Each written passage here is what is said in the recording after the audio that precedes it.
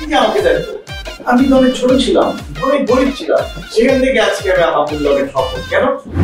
কারণ আমি নিজের ঢোলটা ভালো প্রেজেন্ট করছি।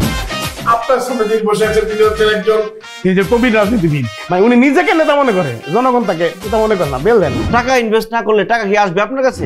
না না করলাম, তাহলে আমি ইনভেস্ট করলাম। কালকে থেকে আপনার শোডাউন শুরু হয়ে যাবে।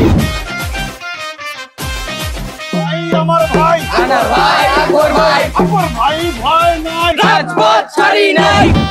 আমি একজন লিভার বিশেষজ্ঞ, কিন্তু আমার এত অভিজ্ঞতা থাকার পরেও আমার চেম্বারে খুব একটা পেশেন্ট আসছে না। এই নিজের ঢোল কোম্পানি আপনার হয়ে ঢোল পিটাবে। ঢোল বেশি বাজালে ফেটে যাবে স্যার। দর্শক, আমাদের সেটে আজকে আছে উপমহাদেশের অন্যতম একজন ডক্টর এবং বাংলাদেশের নাম্বার 1 লিভার বিশেষজ্ঞ ডক্টর আশরাফ খোকন। আরে তোমাকে সারপ্রাইজ দেওয়ার জন্য হ্যারিয়ার গাড়ি নিয়ে এসেছি। এটা আমাদের গাড়ি? এটা আমাদের গাড়ি না, শুধুমাত্র তোমার গাড়ি। তুমি তো আমার দানবীর বানাই দিছো, আসলে তো আমি দানবীর না। আরে বাবা, প্রত্যেক দিন সকালে ঘুম থেকে উঠিয়ে দেখি কেউ না কেউ এসে দাঁড়ায়। আমার রিক্সা মুক্তি ভালো।